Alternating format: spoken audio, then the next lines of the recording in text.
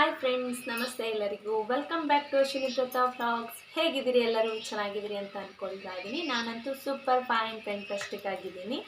So guys, ನನ್ನ last ವಿಡಿಯೋದಲ್ಲಿ ನಾನು ನಿಮಗೆ ನನ್ನೊಂದು ಸೆಲ್ಫ್ ಇಂಟ್ರೊಡಕ್ಷನ್ ವಿಡಿಯೋನ ಮಾಡಿ ಹಾಕಿದ್ದೆ, ಅಂದರೆ ನನ್ನೊಂದು ಕಿರು ಪರಿಚಯ. ಸೊ ಯಾರೆಲ್ಲ ಈ ವಿಡಿಯೋ ನೋಡ್ತಾ ಇರೋರು ನನ್ನ ಒಂದು ಸೆಲ್ಫ್ ಇಂಟ್ರೊಡಕ್ಷನ್ ವಿಡಿಯೋ ನೋಡಿಲ್ಲ, ನೀವು ನನ್ನ ಚಾನಲಲ್ಲಿ ಹೋಗ್ಬಿಟ್ಟು ನೋಡ್ಬೋದು. ಇದರಿಂದ ನಿಮಗೆ ನನ್ನ ಒಂದು ಪರಿಚಯ ಸಿಗುತ್ತೆ. ಸೊ ಹಾಗೆಯೇ ಇವತ್ತಿನ ವಿಡಿಯೋದಲ್ಲಿ ನಾನು ನಮ್ಮ ಮನೆ ಹತ್ರ ಹೋಮ್ ಗಾರ್ಡನ್, ಅಂದರೆ ಮನೆ ಸುತ್ತಮುತ್ತ ನಾನು ಗಾರ್ಡನ್ ಮಾಡ್ಕೊಂಡಿದ್ದೇನೆ. ಸೊ ಅದರ ಒಂದು ಹೋಮ್ ಗಾರ್ಡನ್ ಟೂರನ್ನು ಮಾಡ್ತಾ ಇದ್ದೇನೆ. ಸೊ ಬನ್ನಿ, ನಮ್ಮ ಹೋಮ್ ಗಾರ್ಡನ್ ಹೇಗಿದೆ ಅಂತ ತೋರಿಸ್ತೀನಿ, ಓಕೆನಾ? ಸೊ ಫ್ರೆಂಡ್ಸ್, ನಾನೀಗ ಸಣ್ಣ ಸಣ್ಣ ಪಾಟಲ್ಲಿ ಬೆಳೆದಿರೋ ಅಂಥ ಗಿಡಗಳಿಂದ ಸ್ಟಾರ್ಟ್ ಮಾಡ್ತಾಯಿದ್ದೀನಿ. ಇದು ನಮ್ಮನೆ ಫ್ರಂಟಲ್ಲಿ ನೆಲ ಗುಲಾಬಿ ಅಂತ ಹೇಳ್ತೀವಿ ನಾವು ಇದಕ್ಕೆ. ನೀವು ಏನು ಹೇಳ್ತೀರಾ ಅಂತ ನನಗೆ ಕಮೆಂಟ್ ಬಾಕ್ಸಲ್ಲಿ ತಿಳಿಸಿ. ಇದು ಎಷ್ಟು ಕಲರ್ ಇದೆ ಅಂದರೆ, ಇದು ಒಂಥರ ಪಿಂಕ್ ಕಲರು, ನೆಕ್ಸ್ಟ್ ವೈಟ್. ಇದು ನೆನ್ನೆ ಹೂ ಅರಳಿತ್ತು, ಈಗ ಬಾಡೋಗಿದೆ. ಆ್ಯಂಡ್ ಇನ್ನೊಂದು ರೆಡ್ ಕಲರ್ ಇದೆ, ಅದಾಗಿಲ್ಲ. ಇದು ಕೂಡ ಪಿಂಕ್ ಆ್ಯಂಡ್ ಯೆಲ್ಲೋ ಕಲರ್ದಿದೆ. ಮತ್ತು ಇದು ಡಬಲ್ ಕಲರ್, ಸೇಮ್ ಅದರಲ್ಲೇ ಇದು ಒಂಚೂರು ತಳಿ ಚೇಂಜು. ಇದರಲ್ಲಿ ಇದು ದಪ್ಪ ಫ್ಲವರು, ಡಬಲ್ ಕಲರ್ ಇದೆ. ಇದು ನೋಡಿ, ಇದು ತಳಿ ಚೇಂಜು. ಆ್ಯಂಡ್ ಇದು ಪಿಂಕ್ ಕಲರ್ ಫ್ಲವರ್ ಆಗುತ್ತೆ ಅದೇ ಥರನೇ. ಆ್ಯಂಡ್ ಇದು ಕೂಡ ಅದೇ. ಸೊ ಇದನ್ನು ನಾನು ಸಣ್ಣ ಸಣ್ಣ ಪಾಟಲ್ಲಿ ಹಾಕಿದ್ದೀನಿ. ಆ್ಯಂಡ್ ಸೇವಂತಿಗೆ ಗಿಡ ಇದೆ. ಇದೆಲ್ಲ ನಾನೀಗ ರೀಪ್ಲ್ಯಾಂಟ್ ಮಾಡಿರೋ ಅಂಥದ್ದು. ಆ್ಯಂಡ್ ಬುಟ್ಟಿಲಿ ನಾನಿದು ಗುಲಾಬಿ ಕಡ್ಡಿನ ನೆಟ್ಟಿದ್ದೀನಿ, ಅದಿನ್ನೂ ಚಿಗುರಿಲ್ಲ, ಚಿಗುರುತ್ತೆ. ಆ್ಯಂಡ್ ಇದು ಕೂಡ ಅಷ್ಟೇ, ಗುಲಾಬಿ ಕಡ್ಡಿನ ನಾನು ನೆಟ್ಟಿರೋ ಅಂಥದ್ದು. ಅದು ಈಗ ಮಳೆಗಾಲ ಅಲ್ವಾ, ಹಾಗಾಗಿ ಎಲ್ಲದನ್ನು ನಾನು ರೀಪ್ಲ್ಯಾಂಟ್ ಮಾಡ್ತಾ ಇದ್ದೀನಿ. ಸೊ ಇದು ಏನಪ್ಪ ಅಂದರೆ ಕೇಪ್ಳು ಹೂವು ಅಂತ ಹೇಳ್ತಾರೆ ಮಂಗಳೂರು ಕಡೆ ಎಲ್ಲ. ಇಲ್ಲಿ ಇದಕ್ಕೆ ಏನು ಹೇಳ್ತಾರೆ ಅಂತ ನಂಗೆ ಗೊತ್ತಿಲ್ಲ. ಈಗಿನ್ನೂ ಇದು ಮೊಗ್ಗಾಗಿದೆ. ಇದು ದೊಡ್ಡದಾಗಿ, ಇಷ್ಟು ದೊಡ್ಡದಾಗಿ ಕೆಂಪು ಕಲರಲ್ಲಿ ಗುಚ್ಛ ಥರ ಒಂಥರ ಹೂವು ಆಗುತ್ತೆ. ಅದು ಫ್ಲವರ್ ಎಲ್ಲ ಆದಾಗ ನಾನು ಮತ್ತೆ ನಿಮಗೆ ವ್ಲಾಗ್ ಮಾಡಿ ಹಾಕ್ತೀನಿ, ಓಕೆನಾ? ಆ್ಯಂಡ್ ಇದು ಕೂಡ ಒಂಥರ ಕ್ರಾಟನ್ ಗಿಡ. ಇದು ತುಂಬ ದೊಡ್ಡದಾಗಿ ಅದರಲ್ಲಿ ಸಣ್ಣ ಸಣ್ಣದಾಗಿ ಕೆಂಪು ಕಲರ್ ಫ್ಲವರ್ ಆಗಿತ್ತು. ಅದನ್ನು ಮತ್ತೆ ತೆಗೆದುಬಿಟ್ಟು ರೀಪ್ಲ್ಯಾಂಟ್ ಹಾಕಿರೋ ಅಂಥದ್ದು. ಆ್ಯಂಡ್ ಹಾಗೆಯೇ ಮತ್ತೆ ಇದು ಸೇವಂತಿಗೆ ಗಿಡ. ಸೇವಂತಿಗೆ ಗಿಡನೆಲ್ಲ ತೆಗೆದುಬಿಟ್ಟು, ಅಂದರೆ ಫುಲ್ ಅಗಲ ಬಂದಿತ್ತದು, ಅದನ್ನೆಲ್ಲ ತೆಗೆದುಬಿಟ್ಟು ನಾನು ಸಣ್ಣ ಸಣ್ಣ ಈ ಚೀಲ ಬರುತ್ತೆ ನೋಡಿ, ಸಿಮೆಂಟ್ ಚೀಲದಲ್ಲಿ ಮಣ್ಣು ತುಂಬಿಟ್ಟು ರೀಪ್ಲ್ಯಾಂಟ್ ಮಾಡಿ ಇಟ್ಟಿದ್ದೀನಿ. ಅದು ಈಗ ಬೇರು ಕೊಟ್ಟಿದೆ. ಮಳೆಗಾಲ ಅಲ್ಲ, ಆರಾಮಾಗಿ ಗಿಡ ಬೆಳೆಯುತ್ತೆ. ಇವಾಗ ನೀರು ಹಾಕೋವಂಥ ಅವಶ್ಯಕತೆ ಇರೋದಿಲ್ಲ. ಸೊ ನೀರು ಹಾಕಲಿಲ್ಲ ಅಂದ್ರೂ ಚೆನ್ನಾಗಿ ಬೆಳೆಯುತ್ತೆ. ನೋಡಿ, ನಾನು ಈ ಥರ ಲೈನಲ್ಲಿ ಇಟ್ಟಿದ್ದೀನಿ. ಆ್ಯಂಡ್ ಇದೇನಪ್ಪ ಅಂದರೆ, ಇದರಲ್ಲಿ ಸೋಸೋರೆಕಾಳು ಹೇಳ್ತಾರಲ್ವ, ಸೋಸೋರೆಕಾಳು ಬೀಳಿದೆ. ಆ್ಯಂಡ್ ಹಾಗೆಯೇ ಬೀನ್ಸ್ ಬೀಳಿದೆ. ಇಲ್ಲಿ ತನಕ ನಾನು ಉದ್ದಕ್ಕೂ ನೆಟ್ಟಿದ್ದೀನಿ. ಕಾಳು ನಾನು ಬಿತ್ತಿದ್ದೆ, ಅದು ಬೇರು ಕೊಟ್ಟು ಗಿಡ ಬೆಳೆದಾದ್ಮೇಲೆ ಈ ಕಡ್ಡಿಗಳಿದಾವಲ್ಲ, ಈ ಕಡ್ಡಿಗಳನ್ನ ನಾವು ಮತ್ತೆ ತಂದುಬಿಟ್ಟು ಚುಚ್ಚಿರೋದು. ನಾನೀಗ ಪಾಪು ಸಣ್ಣವನಿರೋದ್ರಿಂದ ಅವನು ಮಲಗಿದಾಗ ಇದೆಲ್ಲ ಮನೆ ಹತ್ರ ಕೆಲಸ ಮಾಡ್ಕೊಳ್ತೀನಿ. ಬಟ್ ಹೊರಗಡೆ ಹೋಗಿ ಈ ಥರ ಕೋಲೆಲ್ಲ ತರೋದಕ್ಕೆ ನನಗೆ ಕಷ್ಟ ಅಲ್ವಾ. ಸೊ ಹಾಗಾಗಿ ನಮ್ಮ ಅತ್ತೆ ಕೆಲಸ ಎಲ್ಲ ಮುಗಿಸ್ಕೊಂಡು ಬಂದು ತೋಟದ ಕೆಲಸಕ್ಕೆ ಹೋಗ್ತಾರಲ್ವ, ಅಲ್ಲಿಂದ ಬರಬೇಕಾದ್ರೆಲ್ಲ ಕಡ್ಡಿ ಎಲ್ಲ ತಗೊಂಡು ಬಂದು ಚುಚ್ಚಿದ್ದಾರೆ. ಅದೀಗ ಬೀಳು ಅದಕ್ಕೆ ಹಬ್ಕೊಂಡಿದೆ ನೋಡಿ, ಚೆನ್ನಾಗಿ ಬೀಳು ಹಬ್ಕೊಂಡು ಹೋಗ್ತಾ ಇದೆ. ಇನ್ನು ಇದರಲ್ಲಿ ಹೂವಾಗಿ ಕಾಯೆಲ್ಲ ಆಗಬೇಕಷ್ಟೆ, ಇನ್ನೂ ಟೈಮ್ ಇದೆ. ಈಗ ಮಳೆಗಾಲ ಅಲ್ವಾ, ಹಾಗಾಗಿ ಚೆನ್ನಾಗಿ ನೀರು ಹಾಕುವಂಥ ಅವಶ್ಯಕತೆ ಇಲ್ಲ, ಮಳೆ ನೀರಲ್ಲೇ ಚೆನ್ನಾಗಿ ಬೆಳ್ಕೊಳ್ಳುತ್ತೆ. ಆ್ಯಂಡ್ ಹಾಗೆಯೇ ಇಲ್ಲಿ ಬಸಳೆ ಗಿಡ ಇದೆ ನೋಡಿ, ಅದು ಗೊತ್ತಾಗ್ತಾಯಿಲ್ಲ ನೋಡಿ, ಇಲ್ಲಿ ಕೆಳಗಡೆ ಬಿಟ್ಟಿದ್ದಾರೆ ಅತ್ತೆ ನೋಡಿ. ಈ ಥರ ಚೆನ್ನಾಗಿ ಎಲೆ ಬಿಟ್ಟಿದೆ ನೋಡಿ, ಎಷ್ಟೆಷ್ಟು ಅಗಲ ಎಲೆ ಇದೆ ನೋಡಿ. ಕಿತ್ತೇ ಹೋಯ್ತು, ಅದು ಸಾರು ಮಾಡಬೇಕು ನೋಡಿ. ಎಷ್ಟು ಅಗಲ ಎಲೆ ಬಂದಿದೆ, ಚೆನ್ನಾಗಿ ಬರ್ತಾ ಇದೆ ಬಸಳೆ ಸೊಪ್ಪು. ಆ್ಯಂಡ್ ಇದು ಎಳ್ಳಾಕ್ಷಿ ಗಿಡ ಅಂತ ಹೇಳ್ತೀವಿ. ಇದು ಫ್ಲವರ್ ಆದಾಗ ನಾನು ನಿಮಗೆ ಚೆನ್ನಾಗಿ ತೋರಿಸ್ತೀನಿ. ಎಳ್ಳಾಕ್ಷಿ ಗಿಡ ಅಂತ ಹೇಳ್ತೀವಿ, ಕೆಲವರು ಡೇಲಿಯಾ ಹೂ ಅಂತ ಕೂಡ ಹೇಳ್ತಾರೆ. ಇದರಲ್ಲಿ ಬೇರೆ ಬೇರೆ ಕಲರಿಂದೆಲ್ಲ ಇದೆ. ಇದು ಬಸಳೆ ಸೊಪ್ಪಿಗೆ ಅಂತ ಚಪ್ಪರ ಬಿಟ್ಟಿದ್ದು, ಬಟ್ ಈಗ ಮಳೆಗಾಲದಲ್ಲಿ ಮಾತ್ರ ಇದು ಎಳ್ಳಾಕ್ಷಿ ಗಿಡ ಬರೋದು. ಅದು ಎಳ್ಳಾಕ್ಷಿ ಗಿಡ ದೊಡ್ಡದಾಗಿದೆಯಲ್ಲ, ಹಾಗಾಗಿ ಬಸಳೆ ಸೊಪ್ಪನ್ನ ಆ ಕಡೆ ಬಿಟ್ಬಿಟ್ಟು ಎಳ್ಳಾಕ್ಷಿ ಗಿಡನ ಹಾಗೇ ಮೇಲೆ ಬಿಟ್ಟಿದ್ದಾರೆ ಅತ್ತೆ ನೋಡಿ. ಇದು ಇನ್ನೂ ಫ್ಲವರ್ ಆಗಿಲ್ಲ, ಸುಮಾರೊಂದು 4-5 6 ಕಲರಿಂದು ಫ್ಲವರ್ಗಳಿದ್ದಾವೆ ಇದರಲ್ಲಿ ನೋಡಿ. ಇಲ್ಲೊಂದು ಫ್ಲವರ್ ಆಗಿದೆ, ತೋರಿಸ್ತೀನಿ ಒಂದು ನಿಮಿಷ ನೋಡಿ. ಇದೊಂಥರದ್ದು ಎಳ್ಳಕ್ಷಿ. ಇದೊಂಥರ ತುಂಬ ಚೆನ್ನಾಗಿದೆ. ಸೇವಂತಿಗೆ ಹೂ ಬರುತ್ತೆ ನೋಡಿ, ಅದೇ ಥರ ಇದೆ, ಸಣ್ಣದಾಗೋದು. ಇದು ಇಷ್ಟೇ ದೊಡ್ಡದು, ಇದು ಇನ್ನು ಇಷ್ಟು ಇದಕ್ಕಿಂತ ದೊಡ್ಡದಾಗಿ ಆಗೋದಿಲ್ಲ ನೋಡಿ. ಇದು ತುಂಬಾ ಚೆನ್ನಾಗಿ ಕಾಣುತ್ತೆ. ಇದರಲ್ಲೂ ಬೇರೆ ಕಲರೆಲ್ಲ ಬರುತ್ತೆ, ಯೆಲ್ಲೋ ಕಲರೆಲ್ಲ. ಇದೊಂಥರ ಆರೆಂಜ್ ಕಲರು, ತುಂಬಾ ಹೂವು ಮೊಗ್ಗಿದೆ ಇನ್ನು ನೋಡಿ. ಇಲ್ಲೂ ಒಂದು ಮೊಗ್ಗಾಗಿದೆ, ಇದಿನ್ನೂ ಅರಳಿಲ್ಲ. ಆ್ಯಂಡ್ ಇಲ್ಲೊಂದು ಮೊಗ್ಗಾಗಿದೆ ನೋಡಿ, ಅದು ಕಲರ್ ಬೇರೆಯೇ, ಬೇರೆ ಬೇರೆ ಕಲರಿಂದಿದೆ. ಆ್ಯಂಡ್ ನೋಡಿ, ನಾನು ಕೇಬಲ್ ಹೂವು ಅಂತ ಹೇಳಿದೆ ನೋಡಿ, ಅದು ಇಲ್ಲೊಂದು ಗಿಡ ನೆಟ್ಟಿದ್ದಾರೆ. ಇದರಲ್ಲಿ ತುಂಬ ಹೂವಿನ ಮೊಗ್ಗಾಗಿದೆ. ಇದರಲ್ಲಿ ಒಂದು ಸಲ ನಮ್ಮ ಅತ್ತೆ ಹೂ ಕುಯ್ದಿದ್ದಾರೆ, ಇಷ್ಟು ದೊಡ್ಡದು, ತುಂಬ ದೊಡ್ಡದಾದಂತಹ ಗುಚ್ಛ ಹೂ ಸಿಕ್ಕಿತ್ತು. 2 ಗುಚ್ಛ ಸಿಕ್ಕಿತ್ತು, ಅದನ್ನು ಕಟ್ ಮಾಡಿ ದೇವ್ರಿಗೆ ಇಟ್ಟಿದ್ರು. ಸೊ ಇದರಲ್ಲಿ ಇನ್ನೂ ಹೂ ಅರಳಲಿಕ್ಕಿದೆ. ಫ್ಲವರ್ ಅರಳಿದಾಗ ನಾನು ನಿಮಗೆ ವಿಡಿಯೋ ಮಾಡಿ ಹಾಕ್ತೀನಿ, ಓಕೆನಾ. ಹಾಗೆಯೇ ಇದು ಮಲ್ಲಿಗೆ ಬೀಳು ಬುಟ್ಟಿಲಿ ಹಾಕಿ ನೆಟ್ಟಿದ್ದೀನಿ, ಅದು ಇನ್ನೂ ಬೇರು ಕೊಡಬೇಕಷ್ಟೆ. ಆ್ಯಂಡ್ ತುಂಬ ಪ್ಲ್ಯಾಂಟ್ಸ್. ಆ್ಯಂಡ್ ಇದೊಂದು ಏನು ಎಲೆನ ನೆಟ್ಟಿದ್ದೀನಿ ಅಂದರೆ, ಇದು ಬ್ರಹ್ಮಕಮಲ ಅಂತ ಹೇಳ್ತಾರೆ. ಸೊ ಅದ್ರದ್ದೊಂದು ಎಲೆನ ನಾನಿಲ್ಲಿ ನೆಟ್ಟಿದ್ದೀನಿ. ಇದಿನ್ನೂ ಗಿಡ ದೊಡ್ಡದಾಗಬೇಕಷ್ಟೆ. ಇದೆಲ್ಲ ಇಷ್ಟು ನಾನೀಗ ಫ್ಲವರಿಂದ ತೋರಿಸಿದ್ನಲ್ಲ. ಈಗ ನೋಡಿ, ಇಲ್ಲಿ ತರಕಾರಿದು ತೋರಿಸ್ತೀನಿ ನೋಡಿ. ವೆಜಿಟೇಬಲ್ ಏನೆಲ್ಲ ಬೆಳೆದಿದ್ದೀನಿ ಅಂದರೆ, ಇದೊಂದು ಮುಳುಗಾಯಿ ಗಿಡ, ಆಗಲೇ ತೋರಿಸಿದ್ನಲ್ಲ, ಬೀನ್ಸು, ಸೋರೆಕಾಳು, ಇವೆಲ್ಲ ನೆಟ್ಟಿದ್ದೀನಿ ಅಂತ. ಆಮೇಲೆ ಅಲಸಂಡೆ ಕಾಳು ಕೂಡ ಇದೆ ಇದರಲ್ಲಿ. ಇದಿನ್ನೂ ಕಾಯಿ ಆದಾಗಲೇ ನಾನು ನಿಮಗೆ ತೋರ್ಸೋಕ್ಕಾಗೋದು ಯಾವುದು ಅಂತ.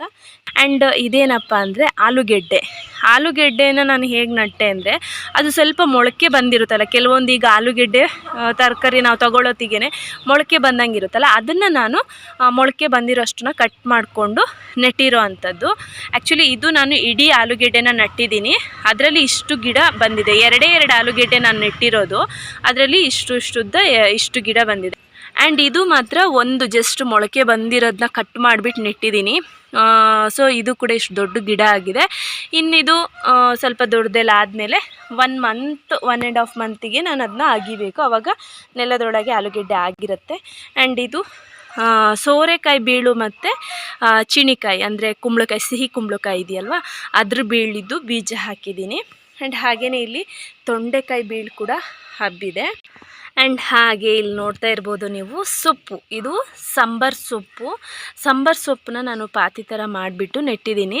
ಆ್ಯಕ್ಚುಲಿ ಇದು ಹಾಗೆಯೇ ಬೀಜ ಹೊಗ್ಗು ಉದುರಿಸೋದು ಅಂತ ಹೇಳ್ತಾರಲ್ಲ, ಆ ಥರ ಉದುರಿಸಿದ್ದೆ. ಅದು ಹೆಂಗೆ ಬೇಕಂಗೆ ಬಂದಿದೆ. ನನಗೆ ಯಾಕೋ ಇದು ದೊಡ್ಡದಾಗುತ್ತೆ ಇಲ್ವ ಅಂತ ಕನ್ಫರ್ಮ್ ಇರಲಿಲ್ಲ. ಅದಕ್ಕೋಸ್ಕರ ಈ ಥರ ಲೈನ್ ಮಾಡಿ ಕಿತ್ಬಿಟ್ಟು ಸ್ವಲ್ಪ ಗಿಡನ ನೆಟ್ಟಿದ್ದೀನಿ. ನೆಟ್ಟಿರೋದು ಬರುತ್ತಾ ಅಂತ ಗೊತ್ತಿಲ್ಲ. ಆ್ಯಕ್ಚುಲಿ ನನಗೆ ಅಷ್ಟೊಂದು ಐಡಿಯಾ ಇಲ್ಲ, ನನಗೆ ಇವೆಲ್ಲ ತರಕಾರಿ ಎಲ್ಲ ಮಾಡೋ ಅಷ್ಟು ಗೊತ್ತಿಲ್ಲ. ಬಟ್ ನನಗೆ ಗೊತ್ತಿರೋ ಥರ ನಾನು ಮಾಡ್ತಾಯಿದ್ದೀನಿ, ನೋಡಬೇಕು ಎಷ್ಟು ಸಕ್ಸಸ್ ಆಗುತ್ತೆ ಅಂತ. ಹಾಗೆಯೇ ಇದೇನಪ್ಪ ಅಂದರೆ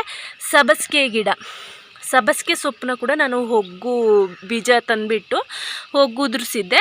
ಅದು ಕೂಡ ಸುಮಾರು ಸೊಪ್ಪುಗಳೆಲ್ಲ ಅಲ್ಲಲ್ಲೇ ಬಿದ್ದು ಹೋಗಿದ್ದಾವೆ. ನಾಯಿ ಕೋಳಿ ಎಲ್ಲ ಬಿಡೋದಿಲ್ಲಲ್ಲ, ಬಂದಷ್ಟು ಬರಲಿ ಅಂತ ಹಾಗೆ ಬಿಟ್ಟಿದ್ದೀನಿ. ಸೊ ನೋಡ್ತಾ ಇದ್ದೀರಲ್ವ ನೋಡಿ, ಇದು ಸಬ್ಬಸಿಗೆ ಗಿಡ. ಆ್ಯಂಡ್ ಇದು ಟೊಮೆಟೊ ಸಸಿ, ಟೊಮೆಟೊ ಬೀಜನ ಹೊಗ್ಗು ಮಾಡಿ ಉದುರಿಸಿದ್ದೆ. ಸೊ ಇದನ್ನು ನಾನೀಗ ಇವತ್ತು ಕಿತ್ತು ಲೈನ್ ಮಾಡಿ ನಡೋಣ ಅಂತ ಅಂದ್ಕೊಂಡಿದ್ದೀನಿ. ಇವತ್ತು ನೆಡಬೇಕು ಇದನ್ನು. ಸೊ ಈ ಥರ ಇಷ್ಟು ತುಂಬಾ ಬೀಜ ಬಂದಿದೆ. ಜಸ್ಟ್ 20 ರೂಪೀಸ್ಗೆ ನಾನು ಅಂಗಡಿಯಿಂದ ಬೀಜ ತಂದು ಉಗ್ಗಿದ್ದೆ. ಸೊ ಅದು ತುಂಬಾ ಗಿಡ ಬೆಳೆದಿದೆ. ಅದರಲ್ಲೀಗ ನೀಟಾಗಿ ಲೈನ್ ಮಾಡಿ ದೂರಾಗಿ ನೆಡಬೇಕು. ನೋಡಿ, ಇದು ನಾನು ನೆನ್ನೆನೇ ಇಲ್ಲಿ ಲೈನ್ ಮಾಡಿ ನೆಟ್ಟಿದ್ದೆ. ಈ ಕಡೆ ಗೋಡೆ ಸೈಡಲ್ಲಿ ಲೈನ್ ಮಾಡಿ ನೆಟ್ಟಿದ್ದೆ. ಆ್ಯಕ್ಚುಲಿ ಇದು ತುಂಬಾ ಹತ್ರ ಆಗಿದೆ ಅಂತ ಹೇಳ್ತಾ ಇದ್ದಾರೆ. ಬಟ್ ಇರಲಿ, ಜಾಗ ಇಲ್ಲ, ಗಿಡ ತುಂಬ ಇದೆ, ಬಟ್ ಜಾಗ ಕಮ್ಮಿ ಆಗಿದೆಯಲ್ಲ ಅಂತೇಳ್ಬಿಟ್ಟು ಇರಲಿ ಅಂತೇಳಿ ಇಲ್ಲೊಂದು ಲೈನ್ ನೆನ್ನೆನೇ ನೆಟ್ಟಿದ್ದೆ ಇದು. ಸೊ ಫ್ರೆಂಡ್ಸ್, ನೋಡಿದ್ರಲ್ವ ನನ್ನ ಒಂದು ಮನೆಯ ಹತ್ತಿರದ ಪುಟ್ಟ ಹೋಮ್ ಗಾರ್ಡನ್ ಟೂರನ್ನು ನೋಡ್ಕೊಂಡು ಬಂದ್ರಲ್ವ. ಹೇಗಿತ್ತು ಅಂತೇಳ್ಬಿಟ್ಟು ಕಮೆಂಟ್ ಬಾಕ್ಸಲ್ಲಿ ತಿಳಿಸೋದನ್ನು ಮರಿಬೇಡಿ. ಹಾಗೆಯೇ ಫ್ರೆಂಡ್ಸ್, ಈ ರೀತಿಯಾದಂಥ ಒಂದು ಮನೆ ಹತ್ರನೇ ಈಗ ಮನೆಯಲ್ಲಿ ಇರುವಂತಹ ಮಹಿಳೆಯರು ಮನೆಯ ಕೆಲಸ ಮುಗಿಸ್ಕೊಂಡು ಫ್ರೀ ಟೈಮಲ್ಲಿ ಟಿ.ವಿ ನೋಡಿ ಟೈಮ್ ಸ್ಪೆಂಡ್ ಮಾಡುವ ಬದಲು, ಮೊಬೈಲ್ ನೋಡ್ಕೊಂಡು ಕೂತ್ಕೊಳ್ಳುವ ಬದಲು, ಸೊ ಈ ರೀತಿಯಾದಂಥ ಒಂದು ಹೋಮ್ ಗಾರ್ಡನ್ ಮಾಡಿಕೊಂಡ್ರೆ, ಒಂದು ಹೂವಿನ ಗಿಡ ಆಗಿರ್ಬೋದು, ಹೂವಿನ ಗಿಡ ನಡೋದ್ರಲ್ಲೂ ಏನು ಲಾಸ್ ಇಲ್ಲ. ಯಾಕಂತ ಹೇಳಿದರೆ ಮನೆ ಹತ್ರ ಹೂವಿನ ಗಿಡ ನೆಟ್ಟು ಅದರಲ್ಲಿ ಹೂ ಆದಾಗ, ನಾವು ನೆಟ್ಟಿರುವಂತಹ ಗಿಡದಲ್ಲಿ ಒಂದು ಹೂ ಆಯಿತು ಅಂತ ಅಂದಾಗ ನಮ್ಮ ಮನಸ್ಸಿಗೆ ಎಷ್ಟು ಖುಷಿ ಸಿಗುತ್ತೆ ಅಂದರೆ, ಸೊ ನಮ್ಮ ಒಂದು ಮೈಂಡ್ ರಿಲ್ಯಾಕ್ಸಿಗೋಸ್ಕರನಾದರೂ ನಾವು ಈ ರೀತಿಯ ಒಂದು ಸಣ್ಣ ಪುಟ್ಟ ಕೆಲಸ ಮಾಡೋದ್ರಿಂದ ನಮ್ಮ ಮೈಂಡ್ ರಿಲ್ಯಾಕ್ಸ್ ಆಗುತ್ತೆ. ಹಾಗೆಯೇ ಯಾವುದೇ ಒಂದು 108 ಟೆನ್ಷನ್ಸ್ ಇರ್ಬೋದು, ಮನೆಯ ಬಿಸಿ ಶೆಡ್ಯೂಲ್ಸ್ ಇರ್ಬೋದು. ಸೊ ಇದರಿಂದೆಲ್ಲ ಒಂದು ಏನು ನಮಗೆ ಕಿರಿಕಿರಿ ಅನ್ನಿಸ್ತಾ ಇರ್ತದೆ ಅದೆಲ್ಲ ನಮಗೆ ಹೋಗುತ್ತೆ. ಸೊ ಈ ರೀತಿಯಾದಂಥ ಮನೆ ಹತ್ರ ಒಂದೊಂದು ಸಣ್ಣ ಪುಟ್ಟ ಗಾರ್ಡನ್ ಮಾಡ್ಕೊಳ್ಳೋದ್ರಿಂದ, ಹಾಗೆಯೇ ವೆಜಿಟೇಬಲ್ಸಿಂದನೂ ತುಂಬಾ ಯೂಸ್ಫುಲ್ ಇದೆ. ಯಾಕಂತ ಹೇಳಿದರೆ ಮನೆ ಹತ್ರನೇ ಒಂದು ಸ್ವಲ್ಪ ಬೀನ್ಸ್ ಸಿಕ್ಕಿದ್ರು, ಈಗ ನೀವೇ ಯೋಚನೆ ಮಾಡ್ಬೋದು, ಬೀನ್ಸಿಗೆ KGಗೆ 200 ರೂಪಾಯಿ ಆಗಿದೆ, 180-200 ರೂಪಾಯಿ ಆಲ್ಮೋಸ್ಟ್ ಆಗಿದೆ. ಸೊ ಈ ರೀತಿ ಮನೆ ಹತ್ರನೇ ನೀವು ಒಂದೇ ಒಂದು ಬೀನ್ಸ್ ಕಾಳನ್ನು ನೀವು ಹಾಕೊಂಡು ನೆಟ್ಟರು ನಿಮ್ಮ ಮನೆಗೆ ಬೇಕಾದಂತಹ ತರಕಾರಿಗೆ ಅಂದರೆ ಸಾಂಬಾರಿಗೆ ಬೇಕಾದಂತಹ ತರಕಾರಿ ಅದರಲ್ಲೇ ಸಿಗುತ್ತಲ್ವಾ. ಸೊ ಈ ರೀತಿ ನಾವು ಮಾಡೋದ್ರಿಂದ ನಮ್ಮ ಒಂದು ತಿಂಗಳಿನ ಖರ್ಚಿನಲ್ಲಿ, ಈಗ ನಮ್ಮ ಹಸ್ಬೆಂಡ್ ಖರ್ಚು ಮಾಡ್ತಾ ಇರ್ತಾರೆ, ಈಗ ಅವರು ಮನೆಯ ವ್ಯವಹಾರ ನೋಡ್ಕೊಳ್ತಾ ಇರ್ತಾರೆ, ಅವರಿಗೆ ಸಹ ಒಂದು ಸಣ್ಣ ಹೆಲ್ಪ್ ಆದಾಗೆ ಆಗುತ್ತೆ. ವಾರದಲ್ಲಿ ತರಕಾರಿ ತಗೊಳ್ಳುವ ಒಂದು 100 ರೂಪಾಯಿ ಆಗಿರ್ಬೋದು, 100 ರೂಪಾಯಿಗೆ ತರಕಾರಿ ತಗೊಳ್ತೀರಾ ಅಂತ ಅಂದ್ಕೊಂಡ್ರೆ ಈಗಿನ ಕಾಲದಲ್ಲಿ 100 ರೂಪಾಯಿಗೆ ಏನೂ ಬರೋದಿಲ್ಲ. ಯಾಕಂತ ಹೇಳಿದರೆ ಟೊಮೆಟೊ KGಗೆ 100 ರೂಪಾಯಿ ಆಗಿದೆ. ಸೊ ಹಾಗಾಗಿ ಈ ಒಂದು 100-200 ರೂಪಾಯಿ ವಾರದ ತರಕಾರಿಯ ಖರ್ಚನ್ನು ನೀವು ಉಳಿಸಿದಾಗೆ ಆಗುತ್ತೆ. ಇದರಿಂದ ನಿಮ್ಮ ಮನೆಯ ಹಸ್ಬೆಂಡ್ಗೆ ಕೂಡ ಒಂದು ಖುಷಿ ಆಗುತ್ತೆ, ಓ ಹೌದು ನನ್ನ ಹೆಂಡತಿ ರೀತಿ ಮಾಡಿದ್ರಿಂದ ನನಗೆ ಸ್ವಲ್ಪ ಉಳಿತಾಯ ಆಯಿತು ಅಂತ ಆಗುತ್ತೆ. ಹಾಗಂತೇಳಿ ಈಗ ಇವತ್ತು ನಾನು ಬೀಜ ನೆಟ್ಟಿದ್ದೇನೆ, ನಾಳೆನೇ ನನಗೆ ತರಕಾರಿ ಸಿಗುತ್ತೆ ಅಂತ ಹೇಳಿಕ್ಕಾಗಲ್ಲ. ಯಾಕಂತೇಳಿದರೆ ಇದು ಕಾಯ್ದು ನಮಗೆ ಫಲ ಕೊಡುವಂತಹ ಒಂದು ಗಿಡ ಅಲ್ವಾ. ಸೊ ಹಾಗಾಗಿ ನೋಡಿ, ನಾನೇ ನಿಮಗೆ ತೋರಿಸಿದಾಗೆ ನಾನು ಮನೆ ಹತ್ರ ಬೀನ್ಸ್ ಹಾಕಿದ್ದೇನೆ, ಅಳಸಂಡೆ ಬೀಳ ಹಾಕಿದ್ದೇನೆ, ಹಾಗೆಯೇ ಬದನೆ ಗಿಡ ನೆಟ್ಟಿದ್ದೇನೆ, ಆ್ಯಂಡ್ ಹಾಗೆಯೇ ಸಂಬರ್ ಸೊಪ್ಪು ಆಲ್ಮೋಸ್ಟ್ ಯಾವ ಟೈಮಲ್ಲಿ ಬೇಕಿದ್ರೂ ನಾವು ಯೂಸ್ ಮಾಡುವಂಥ ಒಂದು ಸೊಪ್ಪಾಗಿರುತ್ತೆ. ಎಲ್ಲ ಸಾಂಬಾರಿಗೆ ಆಲ್ಮೋಸ್ಟ್ ಹಾಕ್ತೇವೆ, ಪಲಾವಿಗೆ ಆಗಿರ್ಬೋದು, ಚಿಕನ್ ಸಾಂಬಾರು ಎಲ್ಲದಕ್ಕೂ ನಾವು ಯೂಸ್ ಮಾಡ್ತೇವಲ್ವ. ಹಾಗೆಯೇ ಸಬ್ಬಸಿಗೆ ಸೊಪ್ಪು ತಿನ್ನೋದ್ರಿಂದನೂ ತುಂಬಾ ಹೆಲ್ತಿಗೆ ಒಳ್ಳೆಯದಿದೆ. ಹಾಗೆಯೇ ಟೊಮೆಟೊ ಸಸಿ ಕೂಡ ಮಾಡಿದ್ದೇನೆ. ಟೊಮೆಟೊ ಕೂಡ ಹಾಗೆಯೇ ಪ್ರತಿದಿನ ಪ್ರತಿಯೊಬ್ಬರ ಮನೆಯಲ್ಲಿ ಟೊಮೆಟೊ ನೀರುಳ್ಳಿ ಅಂತೂ ಯೂಸ್ ಆಗುವಂಥದ್ದೇ. ಆ್ಯಂಡ್ ಹಾಗೆಯೇ ಆಲೂಗೆಡ್ಡೆ ಕೂಡ ಅಷ್ಟೇ, ಆಲ್ಮೋಸ್ಟ್ ಎಲ್ಲರೂ ಯೂಸ್ ಮಾಡುವಂತಹ ತರಕಾರಿನೇ ಅಲ್ವಾ. ಸೊ ಈ ರೀತಿಯಾದಂತಹ ಮನೆಯಲ್ಲೇ ಬೆಳೆಯುವಂತಹ ತರಕಾರಿಗಳು, ಇದನ್ನು ನೀವು ಕೂಡ ಬೆಳೆಯೋದ್ರಿಂದ ನಿಮಗೆ ಕೂಡ ಯೂಸ್ ಆಗುತ್ತೆ ಅಂತ ನಾನು ಅಂದ್ಕೊಳ್ತೇನೆ. ಸೊ ಆ್ಯಂಡ್ ಹಾಗೆಯೇ ಇದನ್ನು ಯಾವ ರೀತಿ ಬೆಳೆದಿದ್ದೇನೆ, ಯಾವ ರೀತಿ ಇದಕ್ಕೆ ಗೊಬ್ಬರ ಎಲ್ಲ ಕೊಡೋದು ಅಂತ ಹೇಳಿದರೆ, ನಾನು ಅದನ್ನು ಜಸ್ಟ್ ನೆಲ ಹಾಕ್ಬಿಟ್ಟು ಬೀಜ ಹಾಕಿ ಮಣ್ಣು ಮುಚ್ಚಿದ್ದೆ. ನೆಕ್ಸ್ಟ್ ಅದು ಬೀಜ ದೊಡ್ಡದಾಗಿ ಗಿಡ ಹುಟ್ಟಿದ ಮೇಲೆ ಅದಕ್ಕೆ ಸ್ವಲ್ಪ ಒಂದು 2 ಕಾಳಷ್ಟು DAP ಗೊಬ್ಬರ ಹಾಕಿದ್ದೇನೆ.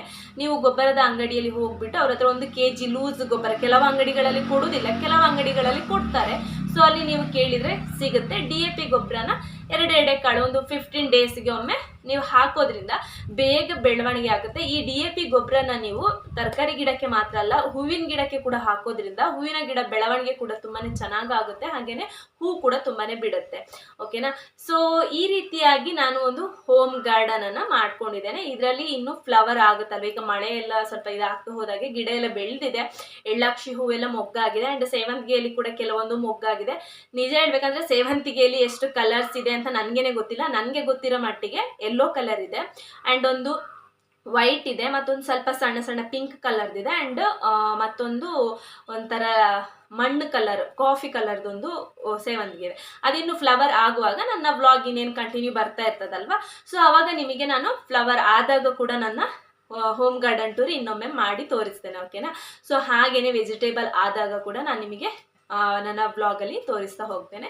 ಸೊ ಫ್ರೆಂಡ್ಸ್, ಈ ಒಂದು ವಿಡಿಯೋ ನಿಮಗೆ ಇಷ್ಟ ಆಗಿದ್ರೆ ದಯವಿಟ್ಟು ಲೈಕ್ ಮಾಡೋದನ್ನು ಮರಿಬೇಡಿ. ಹಾಗೆಯೇ ನೀವು ಕೂಡ ನಿಮ್ಮ ಮನೆಯಲ್ಲಿ ಗಾರ್ಡನ್ ಮಾಡಿದರೆ ನನಗೆ ಕಮೆಂಟ್ ಬಾಕ್ಸಲ್ಲಿ ತಿಳಿಸಿ, ಯಾವೆಲ್ಲ ತರಕಾರಿಯನ್ನು ನೀವು ಬೆಳೀತಾ ಇದ್ದೀರಾ, ಹಾಗೆಯೇ ಯಾವೆಲ್ಲ ಫ್ಲವರ್ಸ್ ಇದೆ ಅಂತ ಹೇಳ್ಬಿಟ್ಟು ನನಗೆ ಕಮೆಂಟ್ ಬಾಕ್ಸಲ್ಲಿ ತಿಳಿಸಿ ಅಂತ ಹೇಳ್ತಾ ಈ ಒಂದು ವಿಡಿಯೋನ ಇಲ್ಲಿಗೆ ಮುಗಿಸ್ತಾ ಇದ್ದೀನಿ.